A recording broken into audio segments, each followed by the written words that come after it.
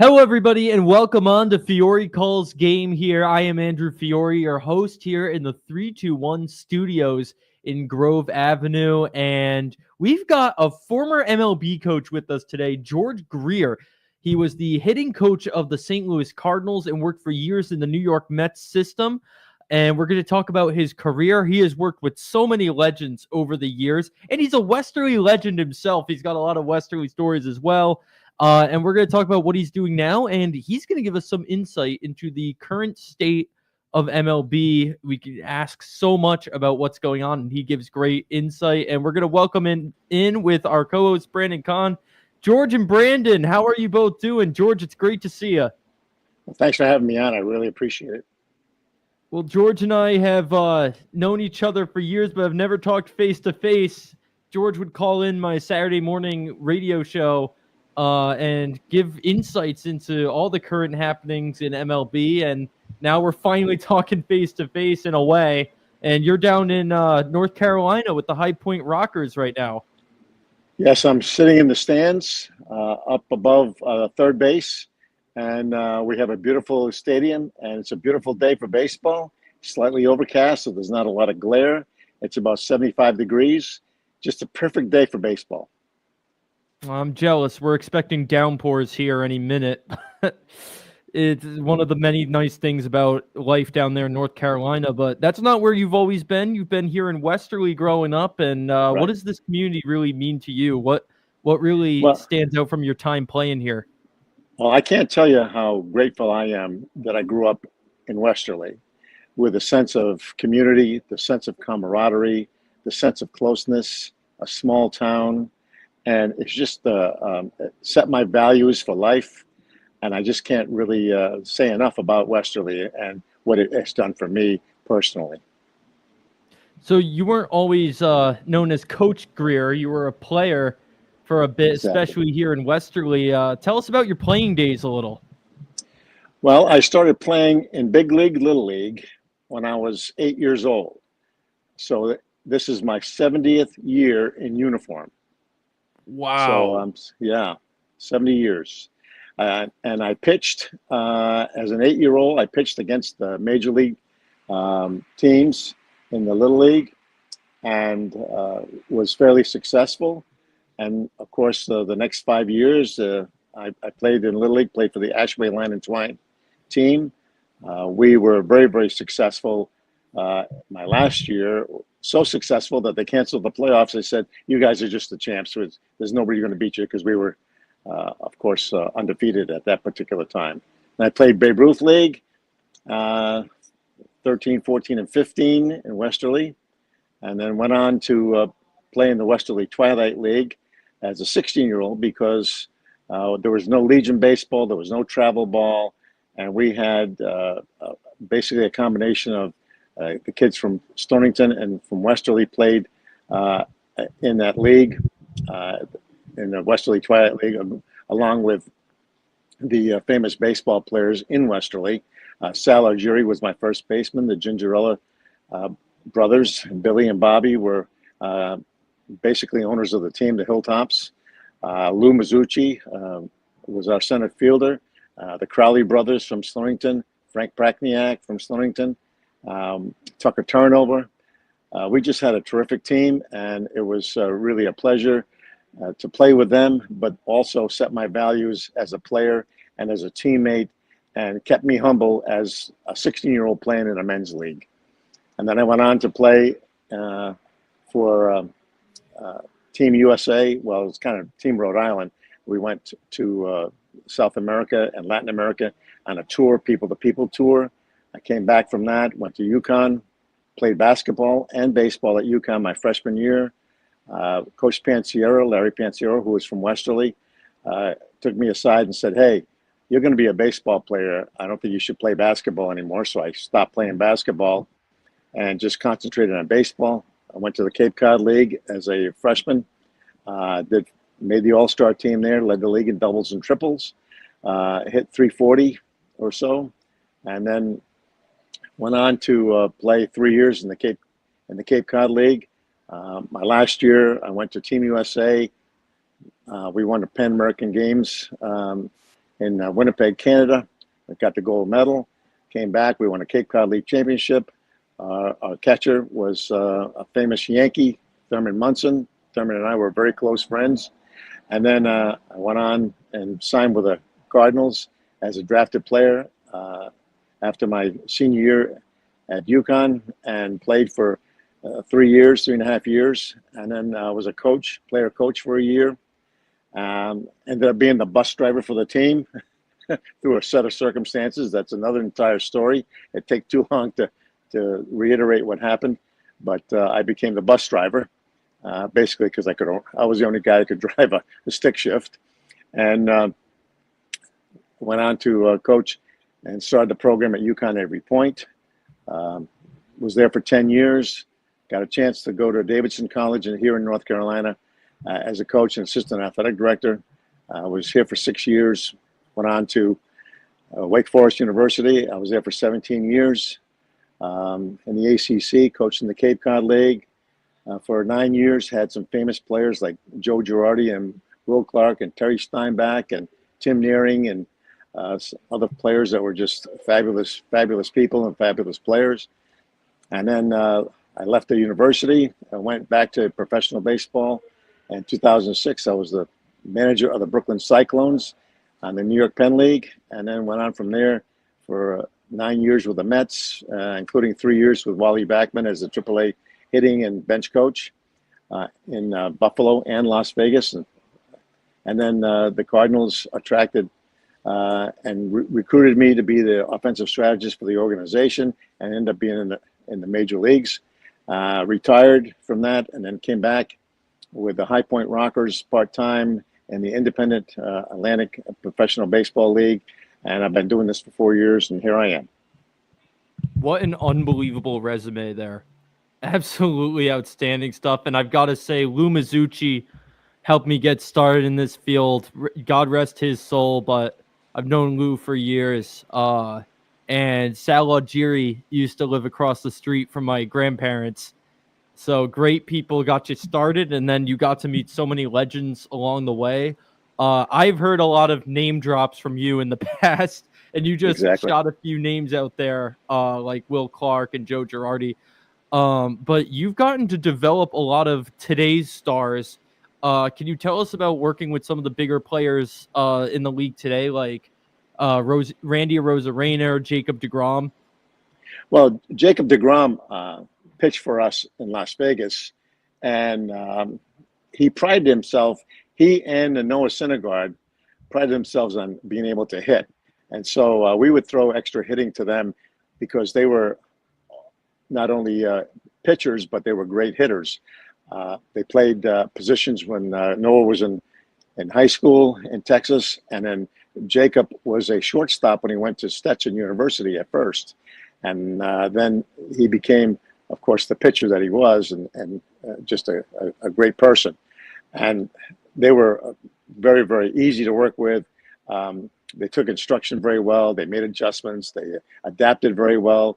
And they were not only hitters for us in the lineup hitting ninth, but also they could be used as pinch hitters because they were that good hitters, and they could fill in for us if we needed somebody to hit. Yeah, I mean, I miss watching those guys, even at the plate. I mean, how many times did you see a Jacob deGrom 1-0 win where he has the RBI for the Mets? Exactly. No one else did that he did that with us too in Las Vegas. He did that. Some of the other players that I've had the opportunity, of course, being in the big leagues, you have people like Yadier Molina, and you have Marcelo Zuna, and you have the multitude of players that come up through the roster. And then I can tell you a quick story about Randy Arozarena and Adolis Garcia. Were in Memphis playing for the Redbirds when I was the offensive strategist for the minor leagues. And I would go into town, and I would choose two people to hit extra every day. We'd work with them and kind of polish their skills. And I would look over in the dugout, and here's Rosarena and Garcia sitting in the dugout with their bats. And I had two players on the field, and they were just looking and looking and looking. And I'd say, okay, you guys want to hit? Yeah, we hit. I said, okay, you guys want to hit? You have to do exactly what I say. So what we would do is we would make some modifications and some adjustments, especially with the grip. They didn't have the proper grip, and so we worked on the grip with them. And I said, okay, you don't lose your chance to hit, but you lose your opportunity that particular round. And I want you to do exactly what I tell you as far as your grip is concerned. And that's how they still maintain that grip of the bat. And I watch them on TV, and they've gone on to have great careers and all-star careers with the Rangers, and then Rosarina was with the Rays, and now he's with the Mariners. Yeah, division rivals now, and it's must be really powerful for you to see these guys that you saw early on in their careers take the lessons you taught them onto the biggest stage and help them really achieve their dreams. Well, what we do is we take a look at them individually. Like Wilmer Flores had a big leg kick. He was a 15-year-old that signed with the Mets. So I had him from his inception into professional baseball, all the way through AAA before he went to the big leagues. And we took away his leg kick. We took away his big stride that he had. And now he's the no stride guy, pick up his left heel and time the pitch. He doesn't have a big load anymore, and he just kills left-handed pitching. He always has, and I guess as long as he plays, he always will. And so it's been things like that. Luke Voigt, when he first came up, had a big, huge leg kick. His knee would be higher than his waist. We took that away, but he could not. He had to have some sort of a lift with his feet and with his leg. So we got him to hover, what they call a hover situation. And when he was with the Yankees, he would hover and then hit that ball to right center field, hit the ball out of the ballpark there. I guess he's playing in Mexico right now. Patrick Wisdom had a big, I guess, a flaw in that he would not swing at anything inside from the inside pitch, those 3 inches of the plate that the pitchers like to work, and especially front door curveballs. And so we got him to hit the ball out in front a little bit more and not be afraid to hit the ball foul. And if you hit it just right, the ball will go down the line and then hook back fair. So it's like a slice in golf. So we did that with him. Randall Grichuk would chase balls in the dirt. So we got him to recognize pitches a little bit easier. Had him make sure that he swung at pitches that were ball to strike rather than strike the ball away. Ike Davis removed his front foot. I really didn't move his front foot. I took his back foot, moved it closer to the plate, left his front foot there, and he went from hitting 1 home run in minor league baseball to hitting 32 home runs in the major leagues one year before he and David Wright collided, and they both were hurt and both essentially ended their careers. They were hurt so badly. So it's been really a lot of fun, because when you work with somebody one-on-one, there's nobody around. There's nobody questioning what you're going to do. You let the player decide what feels best for him. You try different things, and I guess because I've been around a long time, there's not one right way to do things. It's a combination of some things, and sometimes it's just a little thing. Sometimes it's just tweaking your hips and cocking your hips rather than move everything else. Sometimes it's not one of the things we're going to work on today. Sometimes it's the load that some people, when they load, they bury their hands and they can't get to the ball inside. So they give up that 3-4 inches of the plate inside. And so the person I'm going to work with today, Nick Longy, is we're going to work on shorting our load and not move his load back, but move his load up so his hands go up before he addresses the ball and hits it in a good contact area, and so he can match the plane of the pitch and do some damage. Wow, there's so much that goes into hitting, and I was almost going to ask you if there was one piece of advice you could give to hitters, and then you hit it there that everyone's different and their own mechanics. Right. Yeah, you can't. We like to say YouTube hitting. Nothing against people that are on the YouTube, but you can't say, okay, this is the only way and the right way to do things, because so many people are different. Their hand strength is different. Their hand size is different. Their timing mechanism is different. Their visualization is different. The axes that you work with, the transverse, the horizontal, and the vertical axes are different. You have to be synced. You have to be on time. You have to have plate coverage. and you have to realize that you can't hit the 7 balls across the plate. You can't hit ball number 1, and you can't hit ball number 7. Basically, those are pitchers' pitches. So you have to concentrate on 3, 4, and 5, and possibly 6, and possibly half of 2. And you can't cover everything at once. So pitch recognition is very important. Shapes and spins and release points and all these kinds of things come into it. So it's just not one thing that you have to do to become a better hitter. So knowing how much goes into all of that, how do you look at one guy, say you're a new player on your team, how do you watch him for a little bit and know what needs to be fixed with how much goes into it and how unique everybody's individual styles are? What are you looking for as a coach? Well, basically, I have 11 things that I look at. You're going to say, well, 11 things. Well, oof, that's quite a few. But it starts with balance, timing, and rhythm. You have to have rhythm. You can't go from a dead stop to a full 100 miles an hour without going through the next gears. You can't go from stop to gear 5 without going through 1, 2, and 3, and 4. So there's a rhythm involved. There's a timing involved where you have contact points where you hit the ball in front of the plate, closer to the plate, away, further away from the plate, in.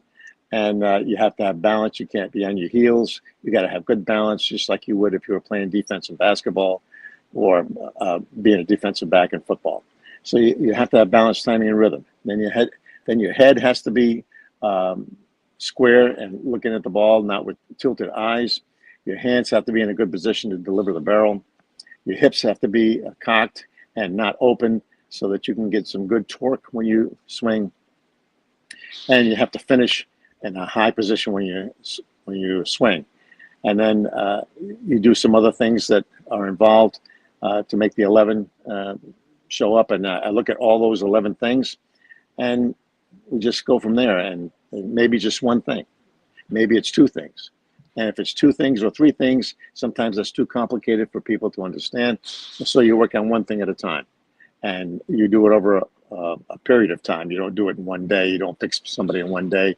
And you certainly don't make a determination in one day about what somebody needs, because the next day it could be something a little bit different, or maybe that was just an anomaly for that particular day. Wow.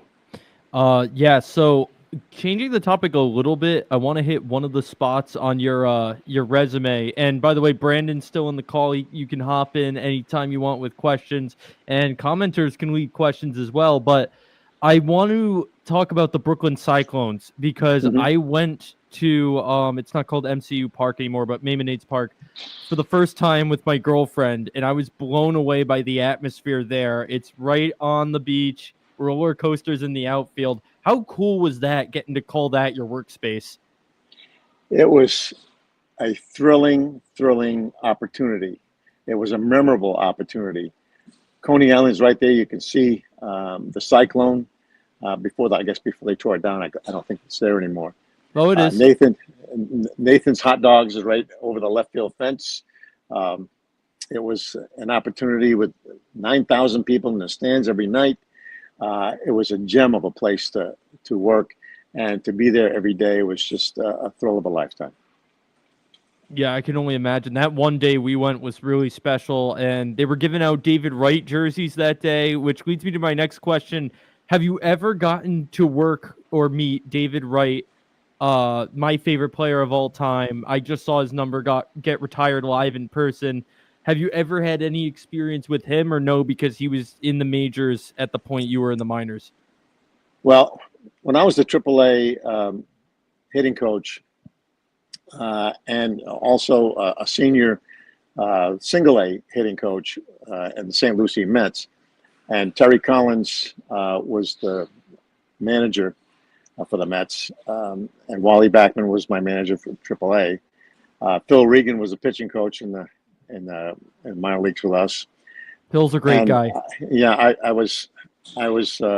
had the opportunity to be in spring training all those years with the big team. And then I got to know David. I got to know Carlos Beltran. I got to know all the players that, of course, are in the big leagues. And then when David was injured, or when we go on the road, I'd be the hitting coach that would go on the road. Our hitting coach, Dave Hudgens, would not go on the road. He stayed behind to work with players individually. So I would go on the road when we go down to Jupiter to play the Mets or the Cardinals, or when we go to Kissimmee to play the Astros, or up to Orlando to play the Braves when they were at Disney. And so I got a chance to travel. I got a chance to be with them. I got the chance to sit next to to Terry Collins, and to be around the players, and the players would come over and sit next to me. In spring training, of course, you sit outside the dugout, and the players come over and sit next to you before they go up on deck and before they go up to take their turn at bat. So I got to know David, and then David was injured a couple times, came to St. Lucie to rehab, and I got to know David pretty well. And David is just a wonderful person. And one of the things that we did with David is that he was struggling a little bit at one time. He'd gotten hurt, and so he's taking batting practice. And he came out of the cage and came over and stood next to me. And I said, "What's the matter?" He said, I don't feel well." I said, "Well, what do you do best?" He said, "Well, I hit the ball right center field best, but they want me to pull a ball." I said, "Well, let me ask you a question. If you hit the ball over the right center field fence, does it count just as many runs or just as many points as if you hit it over the left field fence?" He said, "Well, it's the same thing." I said, "Well, how about going up to you're taking next round of batting practice and hit the ball to right center field exclusively?" And he did that, and he said, "That's what I needed. I just needed to be told, go back to hitting and doing what I do best, and going to right center field." And that's what he does best. When he hit the ball to right center field. Wow. And I mean, the thing I always heard about David was that all the stories you hear about how good of a guy he is are true. I've never heard a bad thing about him. Do you think that holds up? Absolutely. Perpetual smile on the face. Perpetual. Always in a good mood, always ready to help, and just, like I said, just a wonderful person. Yeah, that's why he was my hero growing up. But I've got to ask, too, about your time with teams like the Buffalo Bisons. When were you with Buffalo? Because I think one of my first baseball games ever was them at the Paw Sox. 2012. I was with the Bisons. Gotcha. And we had a number of players that came through there. Justin Turner came through at one time there. We also had, let's see, the pitchers that we had were, I think Zach Wheeler may have been on that team. If he wasn't, he was on the team in 2013 in Las Vegas. Matt Tuiasosopo, who was played with a number of major league teams, and was the third base coach that just unfortunately got demoted back to the minor leagues at the Braves. He was coaching third base. So we had some really good players there. Val Pascucci, one of the top home run hitters in the minor leagues ever, along with Mike Hessman. So we were fortunate enough to have him play for us also. So that was 2012, yeah. A lot of players I grew up watching, just some great names you're pulling out there. I want to go back to your time with Terry Collins, what he was like as a person, and then following up on that, what are your impressions of Carlos Mendoza, the current manager of the Mets? Because I'm hearing a lot of Mets fans hearkening back to the time of Terry and really missing a presence like that. Well, Terry is a old school baseball, great person, knows baseball in and out. I learned so much from him, but he also treated me very, very well, with a lot of respect.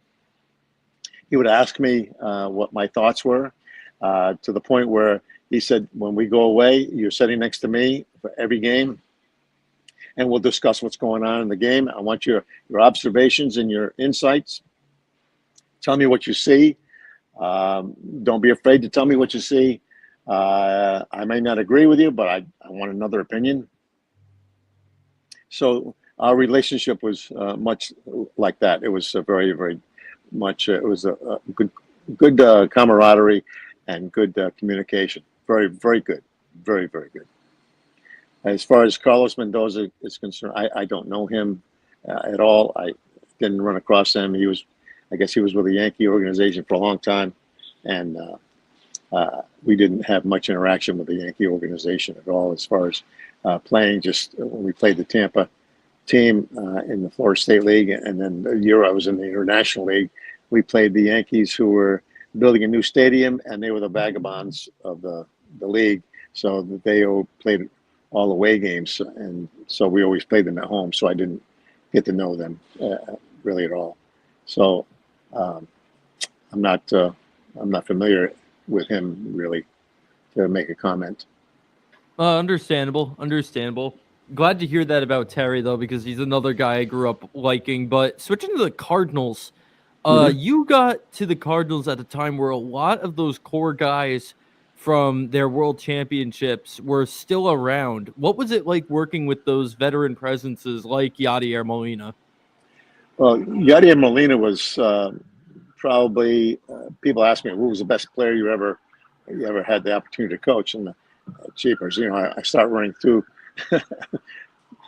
the names over the years, but Yadier Molina was the most respectful and easy to get along with. And we've got sirens here, from Main Street. But I can tell you a little story about Yadier. When I would stand behind the batting cage, he would come over and he said, "Okay, tell me what to do." And I'm thinking, "You're a Hall of Famer, huh? You want me to tell you what to do?" And he would say, "Yeah, you got to tell me what to do." So I have a purpose when I have batting practice. And so we devised a game that we played. Runners on first and second, no outs, can't hit the ball on the ground because you're a triple play waiting to happen, basically, because you can't run. Man at first and third, one out, you can't hit the ball on the ground. Double play, you can't score the run. You got to hit the ball in the air at center field. And we played those kinds of games during batting practice. So it was a wonderful experience to have Yadi. Dexter Fowler was tremendous. We had also Matt Carpenter was very good, a little introverted, but a very good guy. One of the Wainwright was super. I can just say that he was just super. Adam would come over and sit next to me during the game. He said, "Okay, tell me what you see about this hitter. Tell me what you can see about these guys. How the defense is playing. How I should pitch this guy when I face him, and knowing what stuff I have." And we would try to dissect the other pitcher that was facing us, and try to dissect the hitters that were coming up, so he could find a way to get them out without using the same stuff he used all the time to get somebody out. You always want to find another way to get somebody out. Don't go with the same thing all the time, because big league hitters will make an adjustment and do their adaptations and do their improvisations to make themselves better. So you got to stay one step ahead of them and try to accomplish a secondary way to get somebody out. And maybe that ends up being your primary way, depends upon the adjustments that the hitter has made. It's fascinating to hear that all these guys came to you for all the adjustments and information they needed. But I think my co-host Brandon has a question here. Sure. You want to pop on? There he is. Hey, Coach Greer. Quick question before we move on from your resume. You talk about high honors, like being able to sit next to a guy like Terry Collins for a long time. As a Massachusetts resident all my life, I noticed when reading your very long resume that you were inducted into the Cape Cod League Hall of Fame back in 2002, I believe it was. So even before I was born. I was wondering if you could speak a little bit on that honor and your time in the Cape Cod League, what it meant to you, and what it meant for baseball in the state of Massachusetts. Well, to go back and do a little bit of a backstory for the Cape Cod Baseball League, the league may or may not have started around 1885 with a various conglomeration of players who represented their team, their hometowns, their teams, like Chatham or Harwich or Bourne or Falmouth, and then they would play like a town team league, like we played in Westerly when you played Westerly Twilight League. And then I think it was around 1925 or 23, 24, it became a league, so to speak. Then it became the town teams, and in the late 50s, early 60s, the teams started recruiting players with the opportunity that the amateur baseball winner in the Cape Cod would go on and play winners of other leagues in Massachusetts and Rhode Island and Connecticut, and go to the National Baseball Congress tournament. That was the national tournament of all the major league teams in Wichita, Kansas. And then in around 64, 63, the Cable League said, we're not doing that anymore. We're just going to recruit some players to go along with our town team players, and we're just going to play in the league amongst ourselves on Cape Cod. In 1965, 66, the people in the league started to say, okay, let's just have collegiate players with collegiate eligibility, so we could not have high school players, former released players, players who had grandfathered in, who had played for years in the Cape League and want to continue to playing. And we'll just go exclusively in 1966 with college-age players. And then from there, it became the preeminent college summer league in the country, starting in around 66, 67. In 67, we won the league championship with Chatham. I was fortunate enough to play in Chatham, like I said before, and our catcher that year was Thurman Munson, and that was the first championship since 1885 that Chatham won. So we were on the first team that ever won a championship for Chatham in the Cape Cod Baseball League. And being inducted into the Hall of Fame was a thrill, because not only was I recognized as a player, I played for 3 years, and I made the All-Star team too, and then left my last year, went to the Pan Am Games and came back, and we won the championship. But also in 1979, I was named the head coach at Cotuit and coached there for 9 years. We made the playoffs every year that I coached in that league. We also had 3 championships, playoff championships, and 1 regular season champion. So in 4 of the 9 years, we were champions of the league, basically. Yeah, that's awesome. I was gonna ask what took so long to get you into the Hall of Fame, but I realized that they didn't establish a Hall of Fame for that league until I think 2000. So 2000 or 2001, and I was inducted into the Hall of Fame with Buck Showalter, and Wow. wow. I believe Jason Veritek and Nomar Garcia-Pera, I think, were inducted at the same time. Other people who have been inducted into the league, of course, with Thurman, and our manager Joe Lewis, who was a longtime high school baseball coach, a Duke graduate in Fall River, Massachusetts, and also managed in the minor leagues with the Detroit Tigers. We had some my 3 roommates. We had host families, and we lived in the basement of Burton Ann Story's house. Ed Baird from Connecticut, who was my teammate at UConn.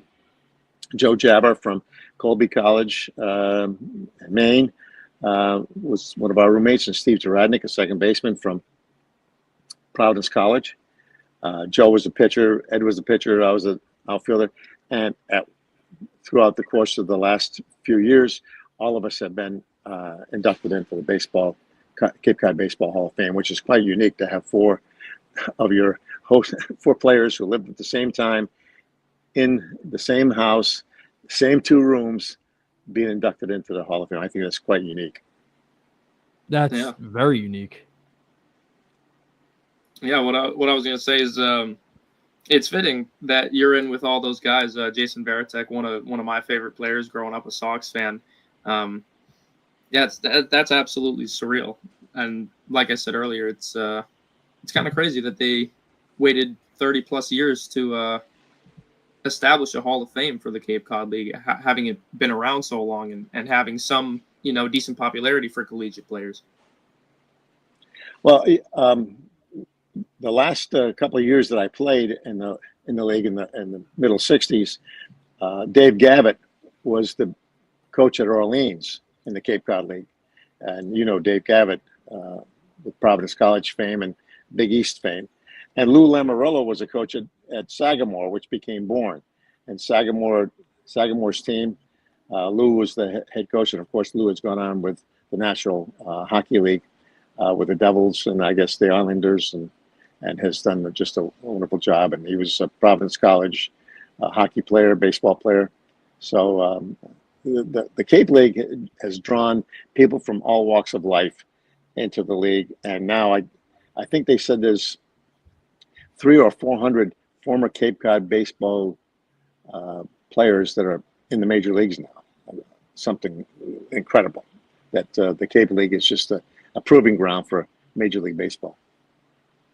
Wow, I never would have guessed Dave Gavitt and Lou Lamoriello. You think of hockey and basketball with them. Right. Like you said, Cape is just a breeding ground for anyone. Exactly. Fascinating. Yeah. It's basically, we've all said it, that the Cape League Hall of Fame is like our Cooperstown.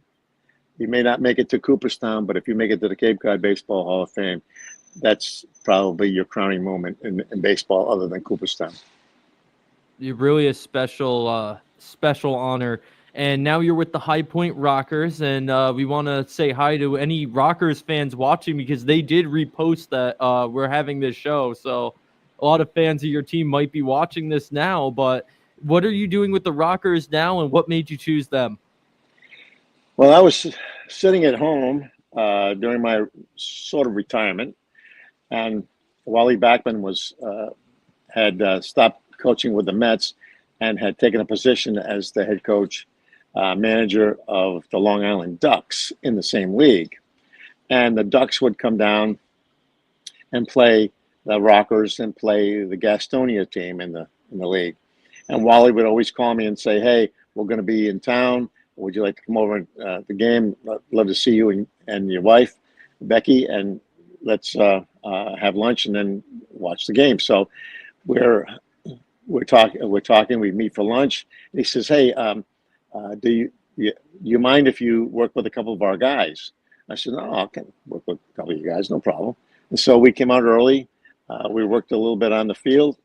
He said, "How about working tomorrow with a couple other guys?" I said, "Okay, I'll come early tomorrow and we'll come to the field."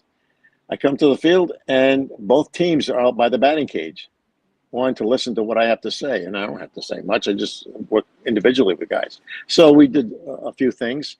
The next morning, 7:30 in the morning, the manager for the High Point team calls me, Jamie Keefe, and says, "Hey, I got a deal for you. You don't have to ride the buses anymore. You've ridden the buses enough. Just do home games, work with our guys, sit next to me and be my sounding board during the games, be like a bench coach, but you don't have to say and do strategy unless I ask you." I said, "No problem." And work with the guys before the game as a hitting coach, work with them individually, have somebody that they can go to. He said, because I have other things to think about. And Frank Viola, who's really a good friend, we work together with the Mets, and he's our pitching coach. And Frankie is involved with the pitchers and make sure that the pitchers aren't overextending themselves. They got the pitch counts, and they've got stress innings, and they've got number of innings, and they've got all these things that they have to worry about during the game. He says, "I need somebody that's been around baseball that can do this," and so that's what I'm doing right now. Wow. I mean, for an independent team to have minds like yourself and Frank Viola, World Series champion, Mets and Twins legend, like that's got to be the thrill of a lifetime for those guys. And you said you don't travel. No, I don't. Okay, because I was going to say if you guys are in the same league as the New York Boulders, my girlfriend lives 20 minutes. So I was like, maybe I could arrange to come see you, but that answers that. Are they in the same league, though? No, they're not. I think that's in the. I'm not sure. There's the American Association, and then there's the Can-Am League, and there's another league that's up in that area. I'm not sure exactly. I'm not as familiar with other leagues that are involved in independent baseball because there are quite a few around the country. Yeah. But the Ducks and the Staten Island Ferry Hawks, York, Lancaster, Hagerstown, Southern Maryland, Charleston, West Virginia, Lexington, Gastonia, and High Point basically are the teams in our league. So that, and that's allegedly the best of all of independent leagues, because we have quite a few former major league players and former AAA players that are playing in and hoping to get back in to into the Major League Baseball. And we've had 9 or 10, 11 players re-signed this year. We've had a couple of guys go to Korea and play there. Some guys have gone to Mexico there. We just lost a player for a week to go to Mexico, and they paid him $10,000 for the week to go on there, which is quite amazing. So they're in it for the money, but they're also in it to play, and also in it to try to get back and get an invitation to winter ball, or to get an invitation for spring training with the team, to give them a second chance. It's like a second chance league. In some cases, a third chance league. Who are some of those? Sorry, Fiore. If you reference the right. New York Boulders are in the Frontier League. It's like Frontier, every day that goes right. on. Every day Yeah. that goes on, I find out about a new baseball league. It's unreal. Yeah. A lot of chances for players to go play. Well, with the contraction of the minor leagues, most everybody dropped at least 2 teams, if not 3 teams, realigned. And there were a lot of people that left out of jobs. A lot of experienced players left out of jobs. There's a player for one of the players, Diaza, has 9 years in the major leagues, and he has like 17 more days to get 10 years and to get his pension at the 10-year mark. And so he's playing so he can try to get somebody to sign him for 17 or 20 more days. So you've got those incentives also when they talk about that. It's fascinating what goes on. You never hear about, the lower rungs. But getting back to Major League Baseball, though, I want to ask, another dialogue among Mets fans lately has been surrounding Endy Chavez, the Mets' current hitting coach.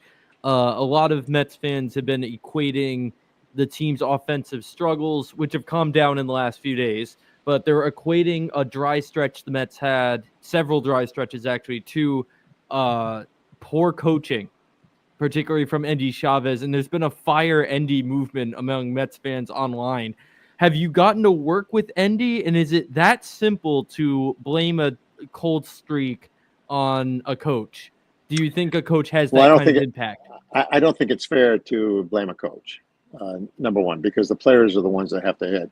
And you don't know what goes through a player's mind is why they change something, or how they change, or if they're being pitched differently.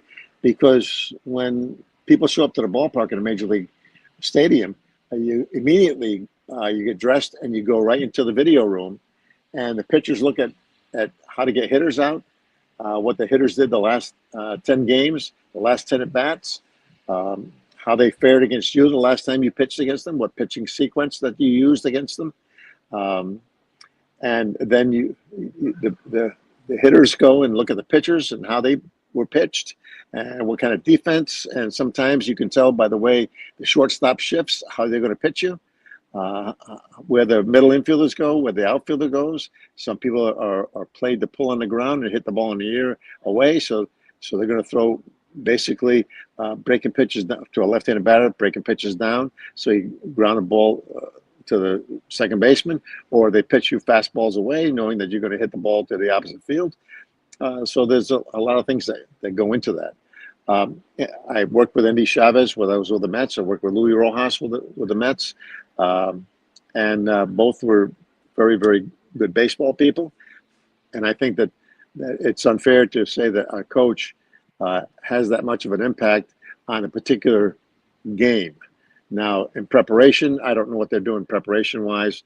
I don't know what the front office has told them about launch angle, about exit velocity, about what pitches if their swing rate is too high.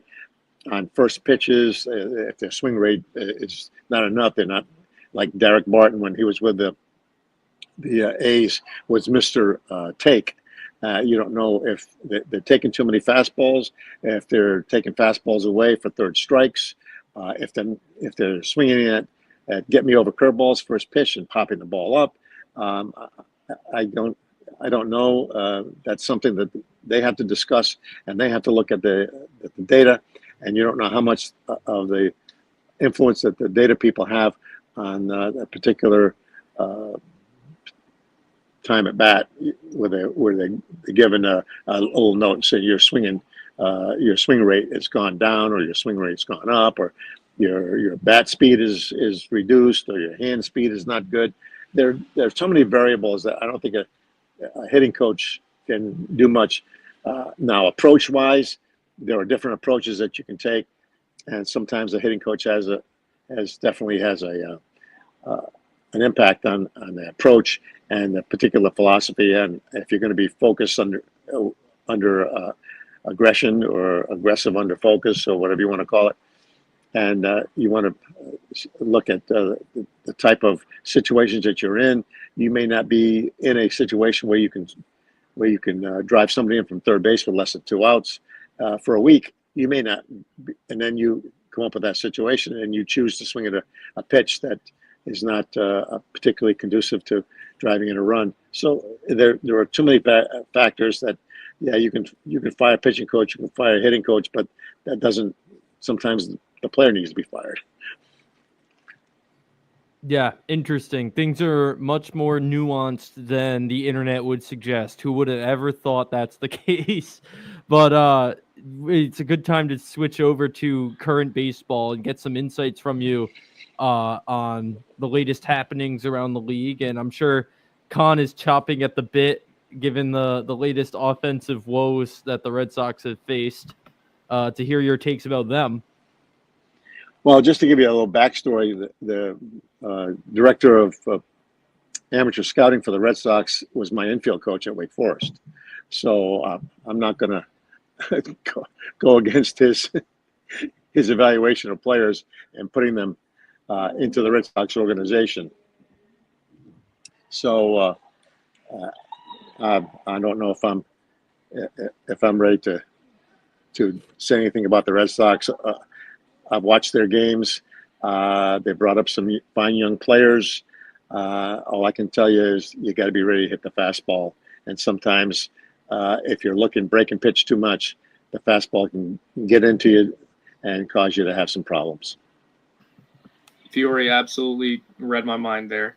I know you don't want to speak too much on it, but do you think it's more so other teams' approach, given how hot the Red Sox lineup had been in recent weeks, or do you think it's more on the hitters? And I mean, clearly it's not so much the coaching and more on the hitters, but I was wondering your thoughts on that. Well, if you're expanding the zone as a hitter, you're expanding the zone and swinging at pitches that you really shouldn't be swinging at. If your objective is to do damage until you get 2 strikes, if you're looking to hit the ball the other way, and you adjust your swing to hit the ball the other way, but they're pitching you inside. If there are certain pitches that are ground ball pitches, there are certain pitches that are fly ball pitches. If you expand the zone too much and you swing at pitches that aren't in your zone to hit, you come out of your focus, then you're going to have some problems. And sometimes a young player finds those things out in the minor leagues where it matters, but it really doesn't matter. You get to the big leagues, it matters all the time, and they haven't had enough at bats. They haven't had the 1,500 to 2,000 at bats in the minor leagues to work through all these problems and talk to the people who are instructors in the minor leagues and the hitting coordinators and the people who are working with you on a daily basis to get to know you and can help you think your way through all these kinds of things. Sometimes that's a problem. they've got a lot of nice young players, and they just got to work through their difficulties at the major league level rather than work through it at the AA and AAA level. I don't want to harp too much on the Sox because the main man, of course, is a Mets guy. But last night, for example, I just wanted to ask. So last night, 3 straight innings for the Red Sox where they had the bases loaded, left them all stranded, 3 straight innings. Does ultimately do just nerves just completely take over in the clutch, completely ruin the fundamentals, completely ruin a player's mind? Like, I don't know how much you can speak on that, but what goes into, like, how different is a hitter's approach when, you know, bases are loaded in a huge clutch situation? Well, basically, when you get a man on third base, bases loaded is don't hit the ball on the ground, because you're going to get you're subject to double play, get out of the inning, or just only 1 run can score. Basically, what your focus is you're looking for a pitch you can drive to center field. So if you're a little bit early, you can hit the ball left field. If you're a little bit late, you can hit the ball right field. But you don't. And then you need to know what pitches you hit in that situation to center field. And I call it area hitting, whether it be a fastball or a slider or changeup. If it's in that area where you know you can hit a fly ball, then you got to swing at it, and you got to produce. You can't try to hit a home run with the base loaded all the time, because it doesn't happen. It doesn't happen very much. But I think that trying to hit a fly ball on a pitch that is not a fly ball pitch is a recipe for disaster, basically. And that's what happens. And you have it's almost the wrong person up at the wrong time. Sometimes it happens that way. Yeah. So actually, last question about the Sox. Sure. Just like last night, they struggle in extra innings I think they have the most losses in extra innings in baseball this year. What are your thoughts on the Ghost Runner? Are you a big fan? Is it really as easy as it seems to get him into score? Because, like I said, the Sox have absolutely struggled, no matter if they're home or away, to get that Ghost Runner in. Was just wondering your overall thoughts about it as a more old school player. Well, if you look at the stats and success stats on scoring from second base with no outs, as opposed to scoring from third base with 1 out, you want to decide if you want to bunt the guy over, and how successful people are bunting when they don't bunt anymore. They're not taught to bunt anymore. People don't handle a bat as well as they should. They don't play pepper anymore. They don't think things through. They're just trying to do damage. As far as do damage, meaning they want to hit the ball to the warning track, off the wall, or over the wall. So that's damage. Otherwise, it's a base hit. You probably have as much success stat-wise to try to score somebody from second base with no outs. And so, because you've got 2 opportunities with no outs, if he makes an out, then you get an opportunity with 1 out to score from second base.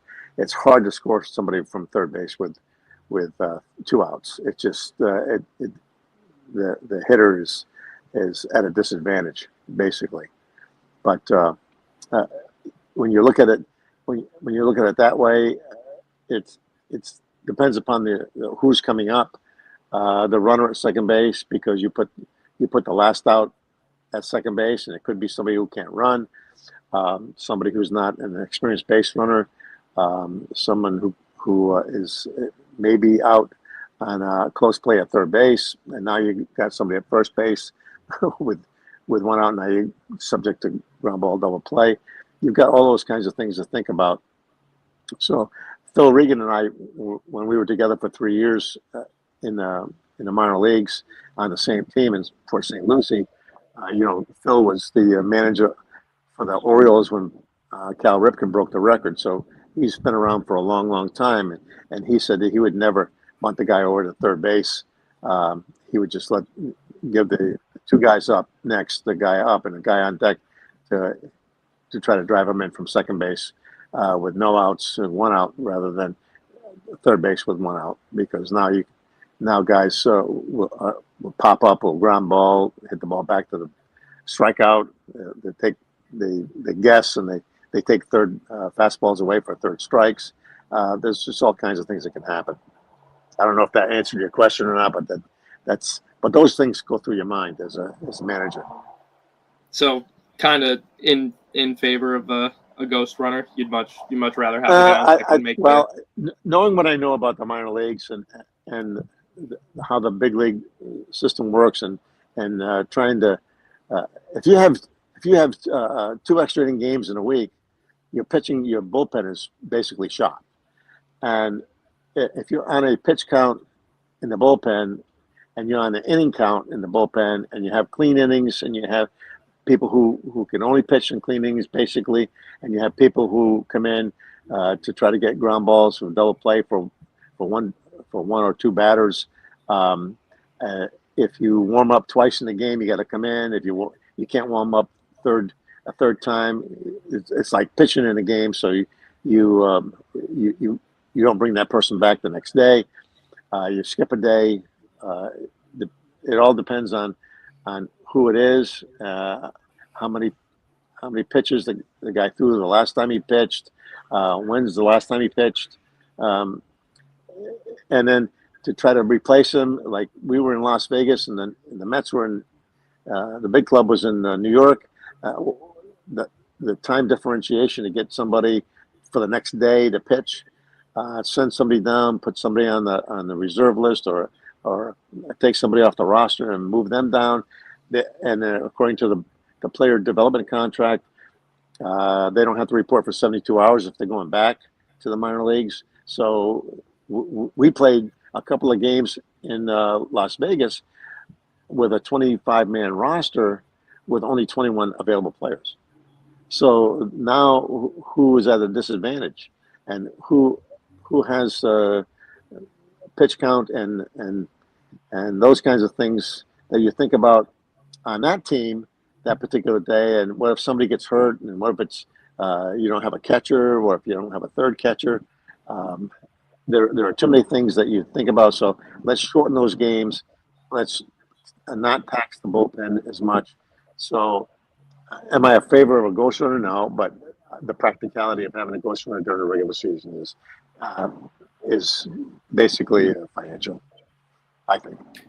We're up against the clock, but I've got one more question for you. Another hot topic in baseball. You were talking about hitters expanding the zone, but that's not the expansion on a lot of people's minds right now.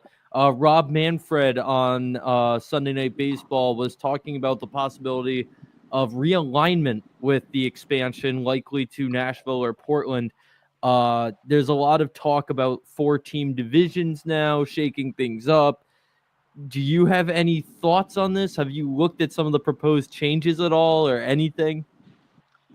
I think we've all, as baseball people, wondered why in the past the Braves were in the same division with the Dodgers, so to speak.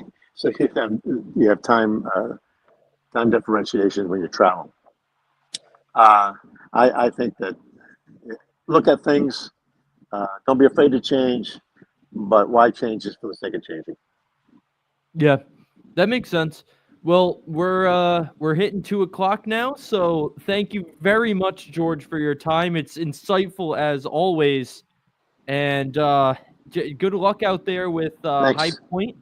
I know you've got some lessons to give in a minute, but a pleasure as always. Glad we finally got to be face to face. Great, awesome.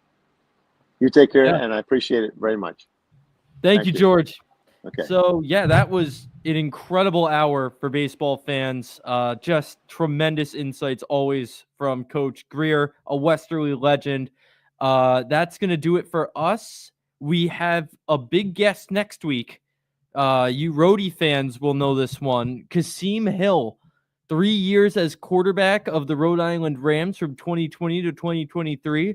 And he was at the University of Tennessee in 2019 and the University of Maryland 2017 to 18, where he threw to DJ Moore. So great stories coming from Kasim Hill next week, Wednesday at 1. And again, we are going to be upgrading to 3 shows a week coming in September. So a lot coming down the pike, but that's going to do it for us here. For Brandon Kahn, this has been Andrew Fiore signing off on Fiore Calls Game.